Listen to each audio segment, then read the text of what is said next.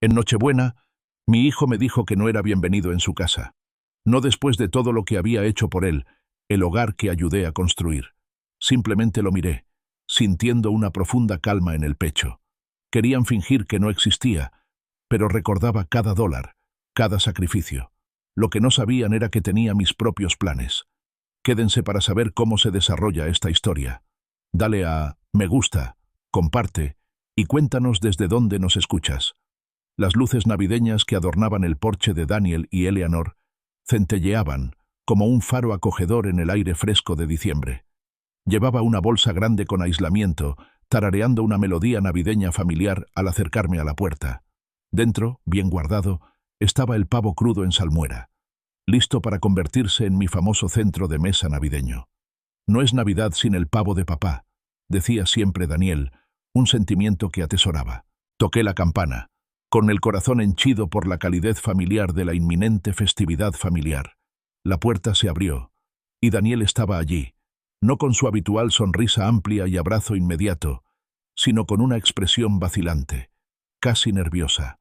Su mirada me recorrió rápidamente, luego volvió a posarse en la bolsa de pavo que sostenía. «Papá», empezó con la voz un poco tensa, «yo no esperaba que trajeras el pavo ya». Me reí entre dientes, dándole un toque juguetón a la bolsa.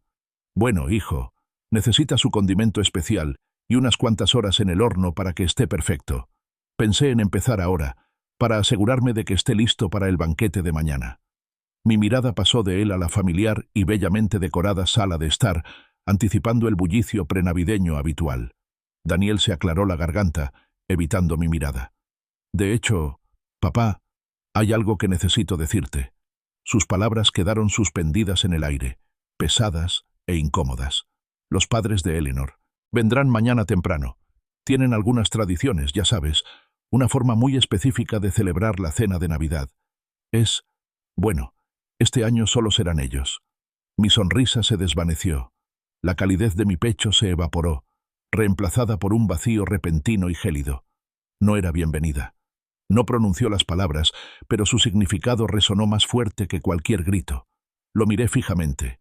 Las luces festivas parecían burlarse de mí. Mi famoso pavo, el que siempre alababa, de repente era irrelevante. Los padres de Eleanor y su manera particular de hacer las cosas prevalecieron sobre años de tradición compartida, de familia. Entonces, una fría y dura revelación me invadió. No se trataba solo del pavo ni de un cambio de planes. Se trataba de todo. Durante los últimos 8 años, mi vida entera había girado en torno a asegurar que Daniel y Eleanor tuvieran esta vida perfecta, este hermoso hogar. Sentí como si se abriera una compuerta en mi memoria, un torrente de sacrificios, financieros y personales, cayendo sobre mí en cascada. Me imaginé la sala de estar detrás de Daniel, las exquisitas cortinas de seda colgando elegantemente, su profundo tono zafiro reflejando la suave luz de la lámpara. Mi dinero pagó por ellos. Recordé el largo y arduo proceso de búsqueda e instalación de los relucientes pisos de madera que se extendían por todo el nivel principal. Refinancié mi propia casa para eso. Pedí una segunda hipoteca para cubrir el costo cuando se les acabó el presupuesto, y las intrincadas molduras de corona que adornaban los techos, agregando un toque de grandeza del viejo mundo. Mi proyecto de fin de semana, instalado minuciosamente, tabla por tabla, mientras Daniel estaba en el campo de golf. Cada detalle, cada bello elemento de su hogar, era una pieza tangible de mi menguante fondo de jubilación, de mi energía, de mi misma alma. Mi mirada se desvió hacia la isla de la cocina, visible desde la puerta. Allí, reluciendo con orgullo, estaba la costosa batidora KitchenAid de Eleanor, una máquina de $2000, elegante y profesional. Recuerdo el día que me lo mostró, entusiasmada con que era el electrodoméstico de sus sueños.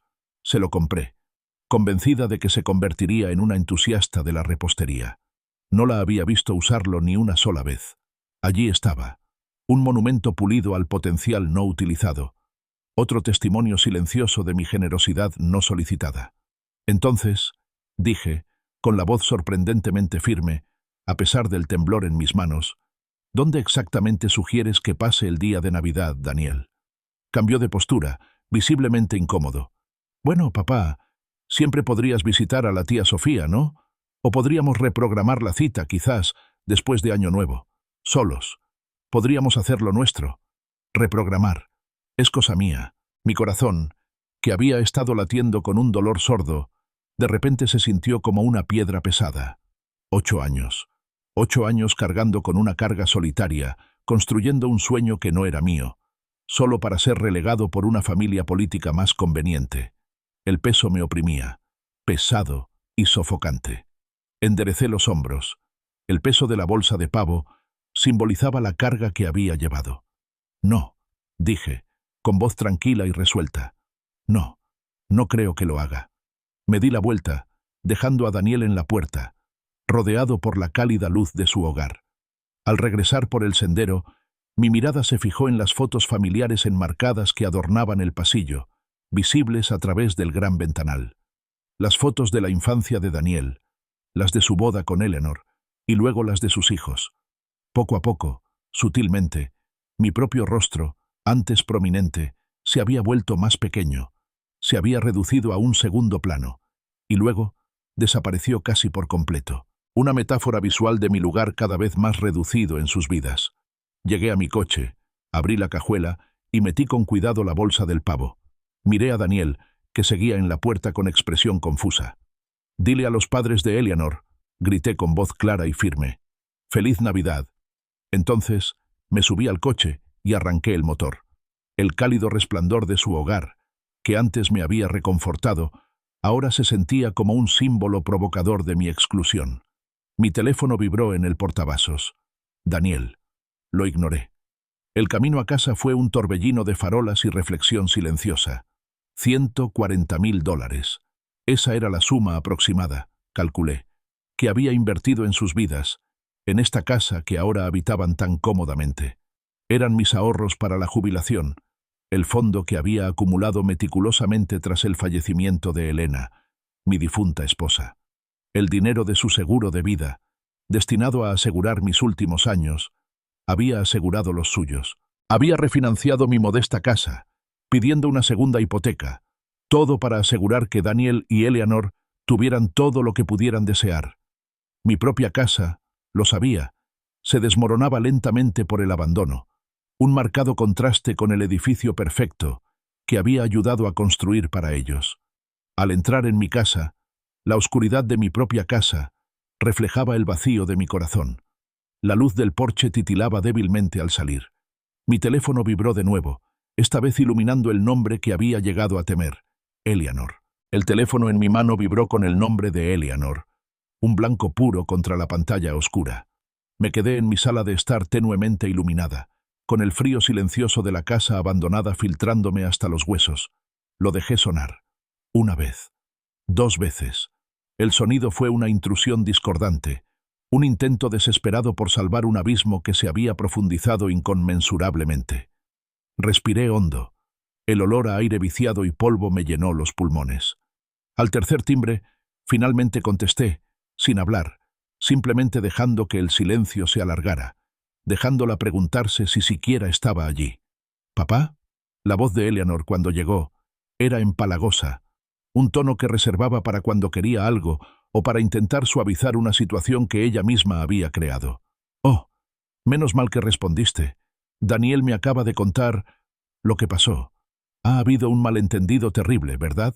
Se me tensó la mandíbula. Un malentendido. La palabra me supo a ceniza en la boca. «No hay ningún malentendido, Eleanor», respondí con voz monótona, sin la calidez que solía reservarle. «Daniel dejó tu postura perfectamente clara. No soy bienvenido en Navidad. Tus padres tienen sus tradiciones. Lo entiendo». Hubo una breve pausa, un instante en el que su dulzura, aunque practicada, pareció flaquear. «Bueno, sí, sobre eso», continuó, recuperando algo de su forzada ligereza. «Ya sabes lo tradicionales que son mis padres. Les gusta mucho cierto ambiente, un decoro particular para las fiestas. Es como siempre han hecho las cosas, y significa mucho para ellos, sobre todo ahora que son mayores». Escuché, imaginando la elegante e impecable casa que había ayudado a financiar, la misma atmósfera de la que ella hablaba, ahora utilizada en mi contra. ¿Y qué implica esa atmósfera? Eleanor? Pregunté, con un dejo de peligro en mi voz. Respiró hondo, como preparándose. Bueno, papá, es que no están muy acostumbrados a tu tipo de cocina, ¿sabes? Las especias pueden ser un poco excesivas para ellos, y esperan cierto nivel de conversación. Temas cultos, ¿sabes? Actualidad, arte, literatura. Simplemente valoran el discurso intelectual y les gusta mantener las cosas bastante formales. Las palabras me impactaron como un puñetazo. No estaba acostumbrada a mi estilo de cocina. Comida mexicana picante. Mi comida, mi herencia y conversaciones educadas. Como si mi vida, mis experiencias, mi propio ser, no fueran dignos de su prístina mesa navideña. Mi corazón, que apenas comenzaba a sanar, se abrió de nuevo. Una herida fresca que sangraba en la tranquilidad de mi hogar. Mi estilo de cocina, repetí lentamente, con un fuerte sarcasmo en las palabras. ¿Así es como la llamas ahora? Me parece recordar una época, Eleanor, no hace mucho, en la que no te cansabas de mi estilo de cocina. Cuando Daniel apenas empezaba su negocio y ustedes dos luchaban por llegar a fin de mes, mis tamales y enchiladas siempre eran bienvenidos en tu mesa, sobre todo cuando mis cheques también lo eran. Su falsa dulzura se desvaneció como una muñeca de porcelana hecha añicos. Su voz se afiló, perdiendo su tono meloso. No se trata de raza, papá, espetó, desmoronándose su fachada cuidadosamente construida. Se trata de clase. Mis padres vienen de buena familia. Educados, refinados. Trabajaron duro para llegar donde están. Esperan un cierto estándar. Hizo una pausa, con la voz destilando desdén. No es algo que puedas entender. Una furia fría empezó a hervir bajo mi piel. Clase. La palabra era un arma, blandida por alguien que había olvidado de dónde provenía realmente su propia comodidad. ¿Estándar? La desafié, alzando un poco la voz. ¿El estándar que te ayudé a mantener? ¿El estándar por el que pagué? ¿El estándar que agotó mis ahorros, mi jubilación e incluso el dinero del seguro de vida de Elena? Entonces, profirió el último y más grave insulto. ¿Sabes?, dijo con una voz escalofriantemente baja. Elena, que Dios la bendiga. Ella entendía su lugar. Siempre supo encajar, cómo hacer que la gente se sintiera cómoda. Ella no nos habría puesto en esta situación. El mundo pareció inclinarse sobre su eje. Elena, mi amada Elena. Meterla en esto, convertir su recuerdo en una herramienta para su esnobismo, era imperdonable. Una neblina roja descendió sobre mí. Todos los años de sacrificio silencioso, de anteponer sus necesidades a las mías, de tragarme mi orgullo, se desvanecieron en un destello abrasador de ira justificada. Eleanor, dije, pronunciando cada palabra con una calma peligrosa, esta conversación se acabó. Y se acabó. Se acabó lo de fingir ser una familia. Se acabó lo de tus exigencias. Se acabó lo de tus insultos. Se acabó lo de todo. Antes de que pudiera responder, antes de que pudiera pronunciar otra palabra venenosa, presioné el botón de colgar con un clic definitivo. El silencio que siguió fue inmediato y profundo.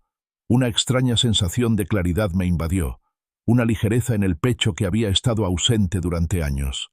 El peso, la carga, la obligación inquebrantable, todo se sintió aliviado. Me acerqué al pequeño y desportillado escritorio de madera de mi sala, el mismo que estaba cubierto de correo y facturas olvidadas. Escondidos bajo una pila de periódicos viejos estaban los documentos que había estado evitando, los que representaban la silenciosa erosión de mi seguridad financiera. Extractos bancarios descoloridos, copias de hipotecas, impresiones de 5 años de transferencias electrónicas a las cuentas de Daniel y Eleanor. Cada papel era un testimonio silencioso de una generosidad malversada, un amor que se había dado por sentado, una confianza traicionada. Las recogí, y los bordes nítidos del papel me hirieron ligeramente las yemas de los dedos. La verdad, cruda e innegable, yacía en estas páginas. Era hora, me di cuenta, de detener la hemorragia. Era hora de reclamar lo que era mío. Extendí la pila de documentos sobre la desgastada mesa de la cocina. Cada hoja era un recibo frío y duro de mi propia factura. Extractos bancarios, transferencias resaltadas, documentos de refinanciación de hipotecas de años atrás, los presupuestos originales de las reformas de la casa de Daniel y Eleanor. Todo estaba allí, un registro meticulosamente documentado de mi inquebrantable y, en retrospectiva, completamente equivocada generosidad.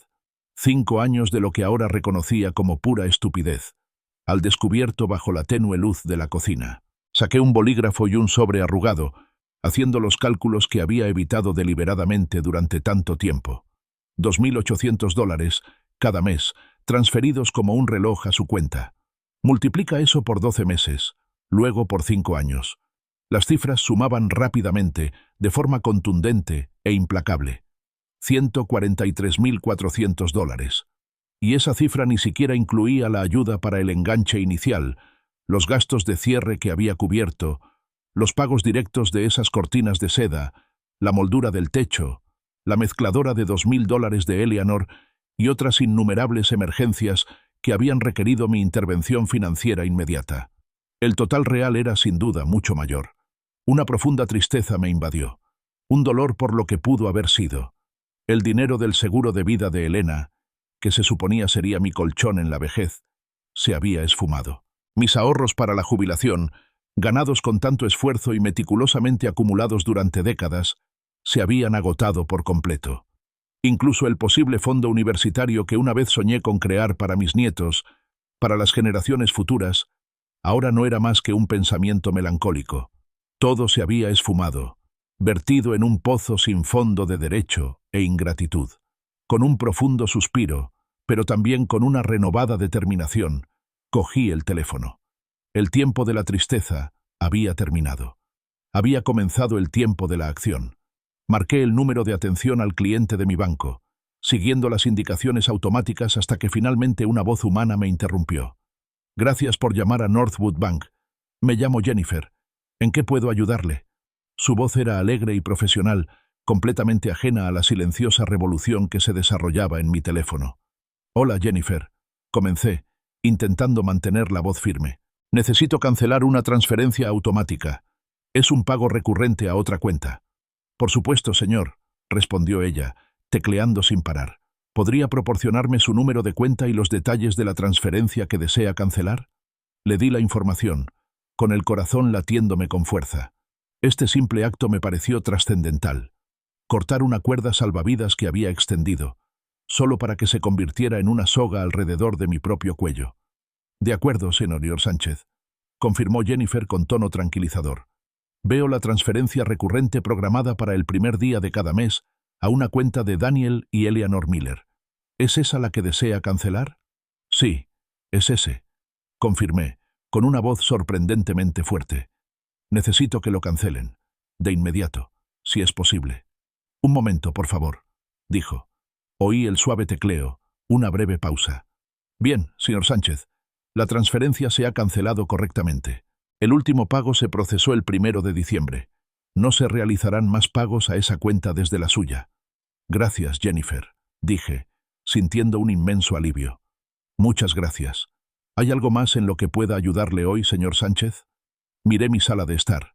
La pintura descascarada, la alfombra desgastada, la única bombilla parpadeante en la lámpara de la esquina.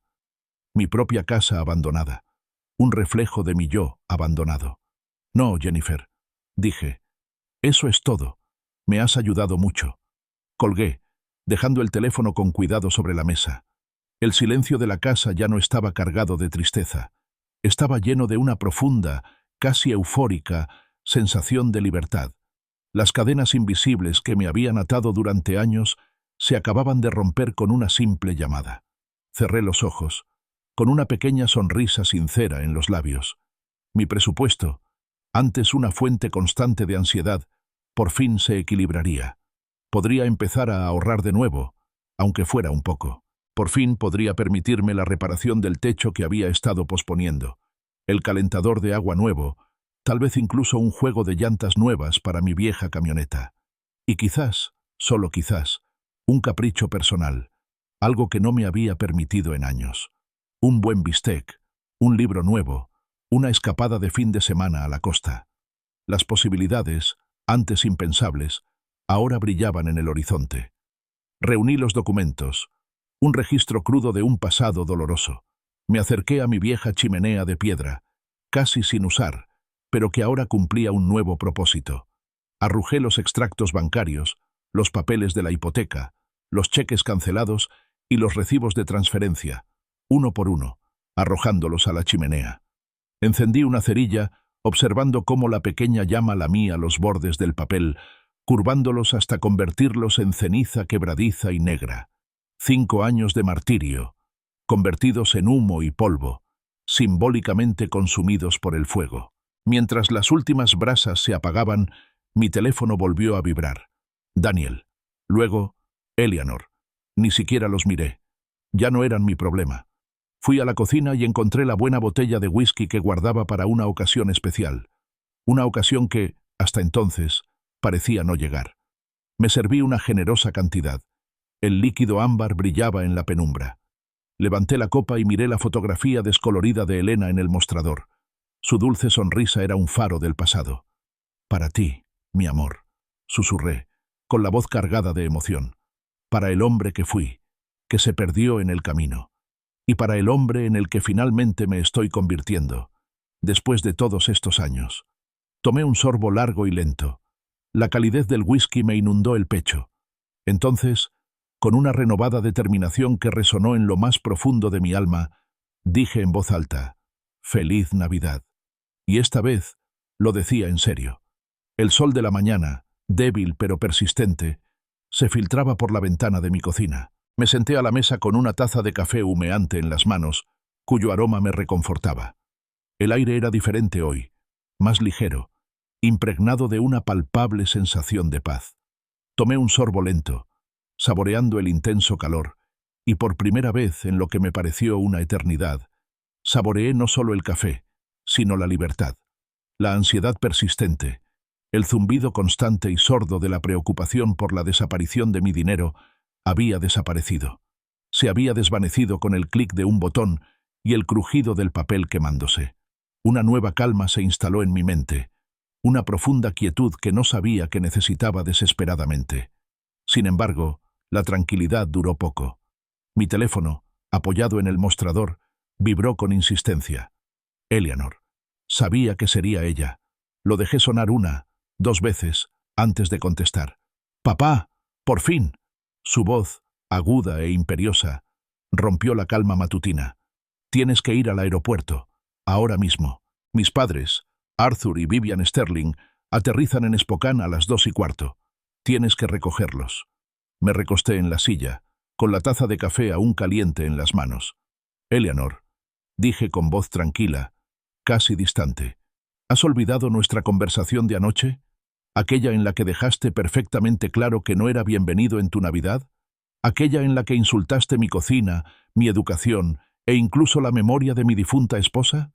Se oyó un bufido de exasperación. «Oh, de verdad, papá, fue un malentendido. Daniel lo explicó todo mal. Solo fue una discusión tonta. Es Navidad, por Dios. Son familia, y la familia se ayuda. Mis padres vienen en avión y tienen que estar allí. Eso es lo que hace la familia». Su tono cambió. Una mueca de desprecio apenas disimulada bajo una apariencia de exigencia. «Además, eres demasiado débil para ser mi rival. Siempre lo has sido». Una leve sonrisa se dibujó en mis labios. Demasiado débil para ser su rival. ¡Ay, qué equivocada estaba! La calma que se había instalado en mi alma se profundizó, solidificándose en algo frío y duro. «Cierto», dije, con una voz aún encantadoramente serena. «Familia, y necesitas que los recoja en Spokane». «Sí», exclamó con un alivio evidente en la voz, confundiendo mi calma con una capitulación. «Terminal B, vuelo 347 de Delta, llegando a las 2:15 en punto. Solo tienes que estar ahí». «¿Y papá?» «Sí, Eleanor. Ponte algo decente. No nos avergüences. Son muy exigentes con las apariencias». «No te preocupes, Eleanor», dije con una suavidad deliberada. «Yo me encargo de todo». Colgué y volví a dejar el teléfono en la encimera. En lugar de apresurarme a prepararme, a recoger las llaves y a afrontar el viaje de 2 horas a Spokane, simplemente me serví otra taza de café, añadiendo una cucharada más de azúcar esta vez. Volví a la mesa de la cocina, cogí el periódico de la mañana y lo abrí por el crucigrama. Las primeras pistas fueron fáciles. El ritmo familiar de las palabras y la lógica eran un bálsamo relajante. Entonces, me topé con una que me hizo reflexionar, con una sonrisa extendiéndose por mi rostro. Gratificación retrasada. 8 letras. La completé. La respuesta encajaba a la perfección con el plan que se estaba formando en mi mente. Las horas de la mañana transcurrían tranquilas y pausadas. Hice el crucigrama, tomé mi café a sorbos e incluso logré arreglar un grifo que goteaba en el baño desde hacía semanas. No sentía ninguna urgencia, ninguna necesidad de apresurarme. La tranquila satisfacción de mi propia compañía era un lujo que no había conocido en años. A las 2:15 p.m., el preciso momento en que el vuelo de Arthur y Vivian Sterling debía aterrizar, todavía estaba en la mesa de la cocina. El crucigrama estaba completo, cada casilla llena de letras claras y definidas.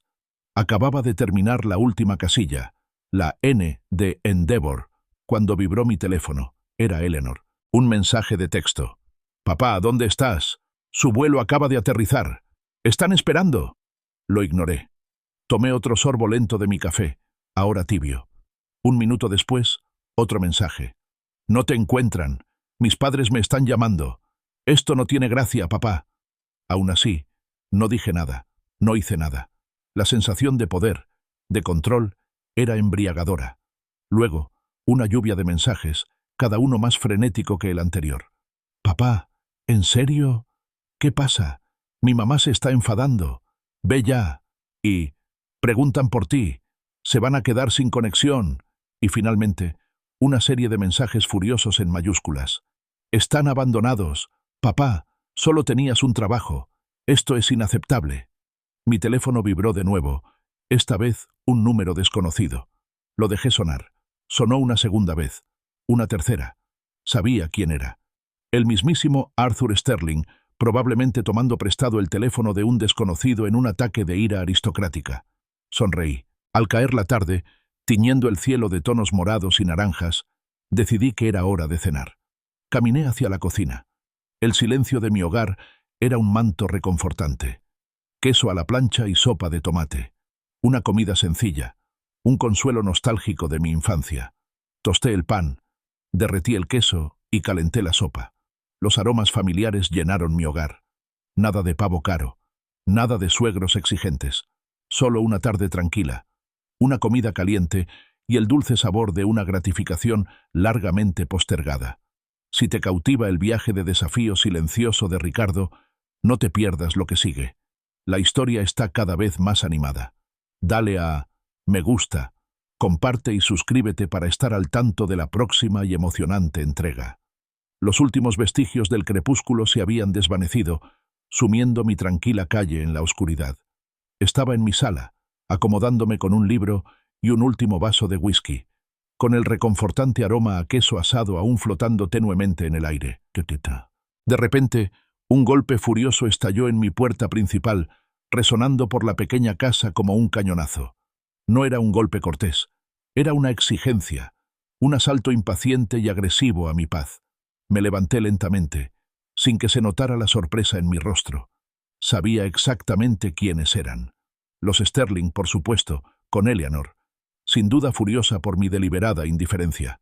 Caminé hacia la puerta, con paso pausado, y una tranquila determinación endureciendo mis rasgos. Abrí la puerta de golpe, y la imagen que me recibió fue exactamente la que había imaginado. Arthur Sterling, con el rostro morado de rabia, estaba justo enfrente. Vivian, rígida y severa a su lado, y Eleanor, con los ojos rojos e hinchados, flotando ligeramente detrás de ellos. «Por Dios, ¿qué te pasa, tío?», bramó Arthur, y su voz resonó en mi sala, rompiendo la paz del ambiente. Prácticamente me empujó, invadiendo mi espacio personal. Llevamos más de 3 horas esperando en ese maldito aeropuerto. 3 horas, te lo digo. ¿Tienes idea de las molestias que has causado? Vivian, la viva imagen de la indignación serena, intervino con la voz desbordante de desdén. Esto es una barbaridad, Ricardo. Totalmente incivilizado. Mi marido tiene contactos importantes. No se trata así a gente como nosotros. Miró a mi humilde casa con una mueca de desprecio, como si el mismo aire la ofendiera. Eleanor, finalmente recuperando la voz, rompió a llorar teatralmente. Papá, ¿cómo pudiste? ¡Qué humillación! Mis padres se quedaron varados. ¿Sabes cuánto les costó ese taxi? Tuvieron que compartir el coche desde Spokane. ¡Qué humillante! Su ira combinada, una oleada de furia santurrona, se estrelló contra mí. Pero me mantuve firme, una roca inquebrantable en la tormenta. «Basta», dije con voz tranquila pero firme, cortando su coro indignado como un cuchillo afilado. «Esta es mi casa, y quiero que salgan. Ya». Arthur hizo una pausa, a mitad de su discurso, con la boca abierta. Vivian entrecerró los ojos y su expresión se tornó gélida. «¿Fuera?», se burló, con una risa quebradiza escapando de sus labios. «¿Después de la treta que hiciste? ¿De verdad entiendes las consecuencias de traicionar a alguien como Arthur? Tiene conexiones profundas, Ricardo. Te arrepentirás de esto. Tratar a gente como nosotros, gente de nuestra posición, con tanta falta de respeto no quedará impune». La interrumpí. Mi paciencia, ya agotada, estaba completamente agotada. «No se trataba de faltarle al respeto, Vivian», dije con voz desprovista de emoción. «Esta fue una lección para todos ustedes, sobre su excesiva arrogancia, sobre su derecho a todo, sobre cómo tratan a quienes consideran inferiores». Eleanor, con el rostro convertido en una máscara de incredulidad y asombro, finalmente gritó: «¿Una lección? ¿Tú? No eres nadie, papá. Un mecánico jubilado. ¿Quién te crees que eres para darnos una lección?» «Soy alguien», la corregí, con la mirada fija, «que por fin dejó de ser tu cuenta bancaria personal. Alguien que por fin dejó de ser tu servicio de taxi gratuito. Alguien que por fin se dio cuenta de que merece algo mejor que tus constantes exigencias y tus insultos mordaces». Arthur dio un paso adelante, con los ojos encendidos. «Pagarás por esto, Ricardo», gruñó, señalándome con un dedo tembloroso. «Tengo contactos, y te prometo que habrá consecuencias públicas por este comportamiento escandaloso. Lamentarás el día que decidiste traicionarme». Eleanor, quizá intuyendo que la escalada se le escapaba de las manos, intentó intervenir con voz estridente. «Arthur, no, por favor. Papá, no seas patético. Solo discúlpate». Pero Arthur ya no podía apaciguarse. Lanzó su última amenaza, en voz baja y amenazante. «No sabrás qué te golpeó, viejo. Recuerda mis palabras». Simplemente lo miré, luego a Vivian, y finalmente a Eleanor, cuyo rostro ahora estaba contraído en una mezcla de ira y miedo genuino. No respondí. En cambio, simplemente comencé a cerrar la puerta lentamente, en un acto silencioso y definitivo de despedida. Arthur farfulló, Vivian jadeó, y Eleanor gritó un último y desesperado «¡Papá!», mientras la puerta se cerraba, dejándolos fuera. El fuerte golpe del pestillo resonó por toda la casa. El repentino silencio fue profundo, casi ensordecedor tras el clamor. Me apoyé un momento en la puerta cerrada, respirando profundamente. Sentí como si una nube tóxica se hubiera desprendido de mi casa, dejando tras de sí una atmósfera limpia, aunque tensa. Una extraña mezcla de preocupación y euforia me recorrió. Había trazado una línea, por fin, inequívocamente. Pero también sabía que esto era solo el principio. La amenaza de Arthur Sterling de consecuencias públicas flotaba en el aire, una oscura promesa de su siguiente paso. Me preparé. 3 días después, las consecuencias públicas que Arthur Sterling había prometido llegaron, cuidadosamente dobladas, y esperándome en la puerta de mi casa. Era la edición matutina del Reseña de Spokane. Mis ojos se posaron de inmediato en una cara familiar que me devolvía la mirada desde la sección de noticias locales. Una foto mía borrosa y poco favorecedora, tomada quién sabe cuándo. El corazón me dio un vuelco repentino y fuerte contra las costillas. Debajo de la imagen había un titular que gritaba: «Pariente desconmovedor abandona a una pareja de ancianos en el aeropuerto durante una tormenta navideña». El titular decía: «Brenda Hayes, redactora». Cogí el periódico, con las manos sorprendentemente firmes, y leí el artículo. Cada palabra era una mentira calculada, una distorsión cuidadosamente elaborada de la verdad.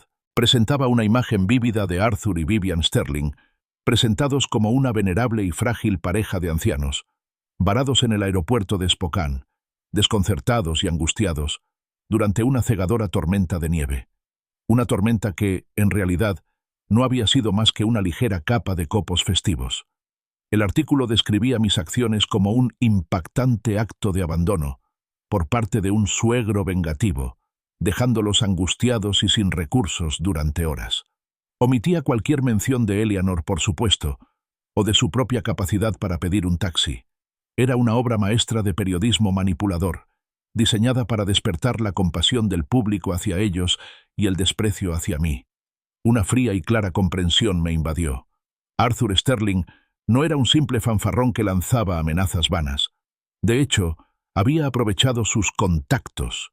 Su influencia en el sector bancario se extendía claramente a los medios locales. No se trataba de una simple disputa trivial. Era un ataque estratégicamente ejecutado, diseñado para avergonzarme y desacreditarme públicamente. Su malicia, antes oculta tras capas de falsas sonrisas e insultos velados, ahora estaba a la vista, innegable y cruel. Releí el artículo varias veces, no con ira, sino con una creciente sensación de serena determinación. La conmoción inicial dio paso a una evaluación metódica. Habían decidido convertir esto en una guerra total, un espectáculo público. Muy bien. Si querían guerra, guerra tendrían. Y yo, Ricardo, el don nadie y el viejo patético, les mostraría precisamente lo que una vida de trabajo duro y observación silenciosa podía lograr. Durante los 3 días siguientes, me convertí en un fantasma en mi propia casa, un hombre poseído por un propósito singular. Pasé incontables horas encorvado sobre mi vieja laptop, explorando la vasta e intrincada red de Internet. Investigué a Arthur Sterling, Vivian Sterling e incluso a Eleanor, recopilando sistemáticamente toda la información pública que pude encontrar. Perfiles de LinkedIn, artículos de noticias sobre sus eventos sociales, galas benéficas, comunicados de prensa de la empresa, incluso antiguas publicaciones de Facebook de los primeros años de Eleanor y Daniel. Sus vidas, meticulosamente seleccionadas para el público, eran ahora mi arsenal. No tardé mucho en encontrar la prueba irrefutable. En el perfil de LinkedIn de Michael, el hermano de Eleanor, el mismo Michael que trabajaba en el banco de Arthur, encontré un mensaje de felicitación de nada menos que Brenda Hayes, la autora del artículo difamatorio. Excelente trabajo en el informe anual, Michael. Siempre es un placer colaborar. La conexión era innegable, explícita. La historia no fue simplemente inventada. Fue meticulosamente orquestada. Un asunto familiar. Esto lo confirmó. Su ataque fue deliberado, a sangre fría y diseñado para causar el máximo daño. Me recosté en mi asiento, con una sonrisa irónica en los labios. Habían cometido 3 errores cruciales. Primero, me habían subestimado, considerándome un ingenuo y fácil de manipular. Segundo, habían decidido hacerlo público, exponiendo así al escrutinio sus reputaciones cuidadosamente forjadas. Y tercero, y quizás el más crucial, habían documentado toda su hipócrita existencia en línea, dejando un rastro digital de sus gastos desmedidos, sus vidas privilegiadas y sus proclamadas virtudes. Me concentré en las pruebas que había recopilado meticulosamente. Extractos bancarios que mostraban claramente las transferencias automáticas que les había hecho a Daniel y Eleanor durante 5 años. Recibos de las renovaciones, los muebles, los electrodomésticos, fotos de su casa de ensueño en sus diversas etapas de construcción y decoración, cada lujo financiado con mi sacrificio. Lo recopilé todo, comparando fechas, sumando cifras. El total, cuando finalmente lo calculé, fue asombroso. $237.468, casi $250.000, los ahorros de toda mi vida, esfumados. Imprimí 12 copias de este exhaustivo expediente, un testimonio silencioso de su explotación financiera. A cada expediente adjunté una copia de la reseña de Spokane artículo, anotado con mis correcciones, que destaca las flagrantes falsedades y omisiones. Mis notas, concisas y sin adornos, contarían la verdad. Finalmente, saqué mi viejo calendario de pared, un regalo de Elena de hacía años, y con un rotulador rojo, marqué el 24 de diciembre. Nochebuena. El mismo día en que Eleanor había planeado su lujosa y exclusiva cena de Navidad, donde yo, el inculto y bárbaro Ricardo, no fui bienvenido. Era el día perfecto para la justicia, el escenario perfecto para que se revelara la verdad. la culminación perfecta de mi tan postergada gratificación. Amaneció la Nochebuena, fresca y despejada, en marcado contraste con la tormenta emocional que se gestaba en mi interior. Esta noche era la noche. Me puse mi mejor traje, el de lana color carbón oscuro, un silencioso homenaje a Elena, quien me lo había comprado años atrás.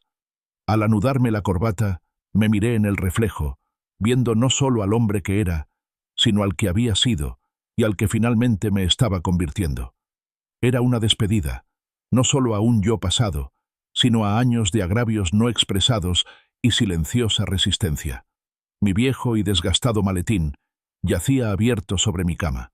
Cargué con cuidado los 12 paquetes de pruebas que había preparado, cada uno una gruesa recopilación de extractos bancarios, recibos detallados, documentos hipotecarios y mi copia meticulosamente anotada de reseña de Spokane artículo. Cada paquete era una bala, dirigida directamente a la fachada cuidadosamente construida de las vidas privilegiadas de Daniel y Eleanor. Exactamente a las 6:30 p.m., conduje mi camioneta hacia Kendall Yards, el barrio adinerado donde se encontraba la casa de ensueño de Daniel y Eleanor. La calle estaba llena de autos caros, cuyas superficies pulidas reflejaban el brillo festivo de las luces navideñas. Su casa, radiante de calidez y luz, vibraba con el murmullo de voces y risas. La lujosa cena navideña estaba en pleno apogeo, tal como lo había anticipado. Me estacioné en un lugar para invitados calle abajo y caminé hacia la casa, con el maletín pesado pero tranquilizador en la mano. La puerta principal, con su habitual descuido, estaba entreabierta. La abrí con cuidado y entré sin ser oída entre la alegre charla que se filtraba del comedor. Oí una carcajada, seguida de la madre de Eleanor, Vivian, con voz clara y condescendiente, diciendo: «Ay, cariño, así no es como hacemos las cosas en nuestra familia». Una señal perfecta. Empujé la pesada puerta del comedor y entré. 12 invitados elegantemente vestidos estaban sentados alrededor de su larga y reluciente mesa de comedor, entre cristales, plata y un elaborado centro de mesa. Daniel, Eleanor, Arthur y Vivian estaban allí, con los rostros iluminados por la luz de las velas y el resplandor de la alegría. La sala quedó en silencio al instante. Los tenedores tintinearon contra los platos. Las cabezas se giraron hacia mí, con expresiones que iban desde la sorpresa hasta la incredulidad absoluta. Eleanor fue la primera en reaccionar, palideciendo y luego enrojeciendo de ira. «¡Papá! ¿Qué haces aquí? ¡Fuera! ¡No eres bienvenido!». La ignoré, recorriendo con la mirada los rostros atónitos, estableciendo contacto visual con cada uno de los invitados distinguidos. «Buenas noches a todos», dije con voz serena, resonando con claridad en el repentino silencio. «Disculpen la intrusión, pero antes de que disfruten del resto de su cena, creo que todos merecen saber quién la pagó realmente. Quién pagó por esta casa y por el lujoso estilo de vida que disfrutan mi hijo y su esposa». Dicho esto, abrí mi maletín. El clic resonó en la silenciosa habitación. Saqué los paquetes de pruebas cuidadosamente apilados y comencé a distribuirlos, moviéndome lentamente alrededor de la mesa, colocando uno frente a cada invitado. Sus ojos, abiertos de par en par por la curiosidad y la aprensión, seguían cada uno de mis movimientos.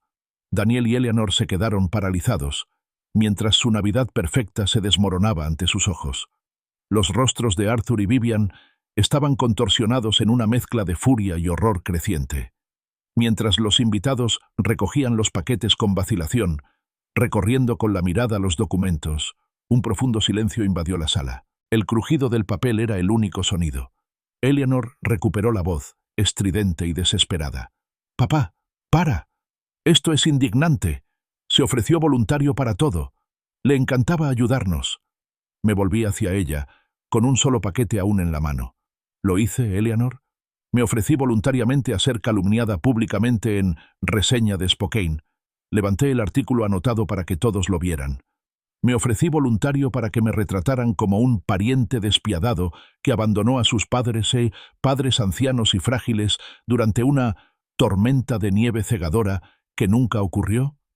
Mi mirada se fijó en Arthur Sterling, cuyo rostro era ahora una máscara de puro terror. «¿O acaso tu padre, Arthur Sterling, Aprovechó sus poderosos contactos bancarios para plantar una historia falsa, con la intención de arruinar mi reputación, simplemente porque me negué a ser tu chofer por un día. Una oleada de jadeos recorrió la mesa. Los invitados, que momentos antes disfrutaban de su banquete navideño, ahora miraban a Arthur y Vivian con evidente disgusto. Y hablando de calumnias, continué con voz firme, quizás quiera informar a sus estimados invitados, Eleanor, sobre sus comentarios clasistas, sobre cómo mi tipo de comida era demasiado picante para sus educados padres y cómo mi origen no era lo suficientemente refinado para su discurso intelectual, sobre cómo mi difunta esposa, Elena, entendía su lugar mejor que yo. Daniel, que había permanecido sentado completamente inmóvil, con el rostro pálido y demacrado, finalmente habló, con una voz apenas susurrante. ¿El artículo del periódico? Yo no sabía nada de eso. No, Daniel, dije con una profunda tristeza en la voz. Estoy seguro de que no. Todo esto fue obra de tu esposa y sus padres. Su forma de garantizar que su clase permaneciera intacta y sus tradiciones sin ser cuestionadas.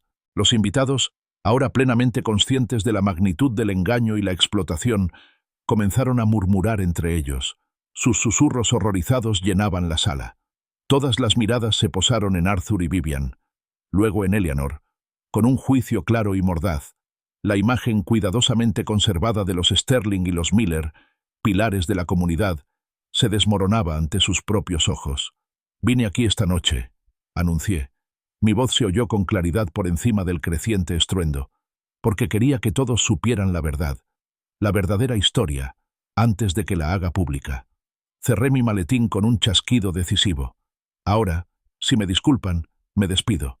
Por favor, disfruten del resto de su cena. Me detuve en la puerta y me volví para mirarlos por última vez. Es la última que pagaré. Al salir de casa, la puerta principal se cerró suavemente tras mí, y lo oí. No era el sonido metálico de la plata ni la charla educada, sino una cacofonía de voces alzadas, acusaciones agudas y el inconfundible llanto de Eleanor. Era la música navideña más hermosa que jamás había escuchado. El sonido de su fachada social cuidadosamente construida, haciéndose añicos. Habían pasado 3 meses desde aquella memorable Nochebuena. La primavera comenzaba a florecer, tiñendo mi jardín de verdes suaves y flores nacientes. Reseña de Spokane. Como era de esperar, había publicado un artículo posterior retractándose de gran parte del artículo original de Brenda Hayes, tras la protesta pública y la investigación interna que yo había iniciado discretamente. En ese sentido, se hizo justicia rápidamente. Estaba tomando mi café de la mañana, disfrutando del suave zumbido de mi refrigerador recién reparado, cuando llegó un sobre con aspecto oficial. Aviso de incumplimiento. Era para la casa de Daniel y Eleanor. $8.400 de atraso. No me sorprendió. Durante semanas, mi teléfono había sido una fuente constante de acoso. Llamadas desesperadas de Eleanor, mensajes furiosos de Arthur y Vivian, y finalmente, llamadas vacilantes y suplicantes de Daniel. Los había ignorado todos. El silencio había sido un bálsamo, permitiéndome por fin centrarme en mí misma. Mi propia casa, antes desmoronada por el abandono, ahora estaba bien cuidada, resultado directo de redirigir mis fondos y energía. Esa misma tarde, un tímido golpe resonó en mi casa. Abrí la puerta y encontré a Daniel de pie en el porche. Parecía completamente derrotado, envejecido, con la ropa desaliñada y la mirada hundida. El joven seguro y ambicioso que una vez conocí había desaparecido, reemplazado por un fantasma de lo que fue. «Papá», empezó con voz ronca, lo siento mucho, por todo, por la Navidad, por ese artículo, por cómo te tratamos». Asentí con la cabeza, con expresión neutral. «Dime, Daniel», dije con voz tranquila pero firme, «¿qué te dijo exactamente Eleanor sobre tu madre, Elena?» Se estremeció y bajó la mirada hacia sus zapatos gastados. Dijo que mamá entendía su lugar mejor que tú. Dijo que mamá no habría armado semejante escándalo. Se le quebró la voz y se pasó una mano por la cara. «Debería haberte defendido, papá. Hace años. Debería haber visto lo que estaba pasando. ¿Y ahora?». Pregunté con la mirada fija. ¿Qué pasa ahora, Daniel? Finalmente me miró a los ojos, con lágrimas en los ojos. La casa, papá, está en ejecución hipotecaria. No podemos pagar. Arthur nos retiró todo su apoyo después de lo de Navidad. Dejó a Eleanor completamente de hablar. Dijo que lo humillamos. Dice que ahora es nuestro problema. Pude ver la desesperación, el dolor genuino en sus ojos. Necesitaba mi ayuda económica, como siempre. Pero los años de falta de respeto, la indiferencia despreocupada hacia mis sentimientos, el constante tomar sin dar, se cernían sobre nosotros. Daniel, le dije, ¿recuerdas todos esos pagos que hice? ¿Los $2.800 mensuales? ¿La entrada? ¿Las renovaciones? ¿Los muebles? ¿La batidora KitchenAid? Asintió, con lágrimas en los ojos. El total, hijo, fue de $237.468, $250,000. Ese dinero se acabó. Esos años se acabaron. Tragó saliva con dificultad, su voz apenas un susurro. ¿Podemos empezar de nuevo, papá? Por favor, te necesito. La súplica tácita de rescate financiero flotaba pesada en el aire. Negué con la cabeza lentamente. ¿Empezar de nuevo? Quizás, pero no como tú quieres. No si yo te financia la vida otra vez. Ya lo entenderás, Daniel. Eres inteligente. Así como yo aprendí a vivir sin un hijo respetuoso, tú aprenderás a vivir sin mi ayuda financiera. Se desplomó en los escalones de mi porche, hundiendo la cara entre las manos, con el cuerpo destrozado por los sollozos. Te perdí, papá, dijo entre jadeos. Te perdí porque los elegí, porque dejé que te trataran así. Me arrodillé a su lado y le puse una mano en el hombro. No, Daniel, lo corregí con suavidad. No me perdiste, me entregaste. Hay una diferencia. Elegiste valorar sus opiniones, su clase, sus insultos, por encima de mi amor y mi apoyo. Perdonar, continué, mirando la foto de Elena, ahora orgullosamente expuesta en la repisa de la chimenea junto a una nueva donde aparecía yo riendo con la animada familia de la tía Sofía, no significa volver a las viejas costumbres. No significa que seguiré permitiendo tu estilo de vida ni subsidiando tus decisiones. La verdadera familia, expliqué, señalando la foto de la tía Sofía y sus hijos, con sus rostros cálidos y genuinos, era algo que se encontraba con gente que realmente te quería, te respetaba y no te usaba como un trampolín. Una relación entre nosotros, si ha de existir, tiene que construirse desde cero. Y tiene que basarse en el respeto mutuo. Tienes que aprender a defenderte.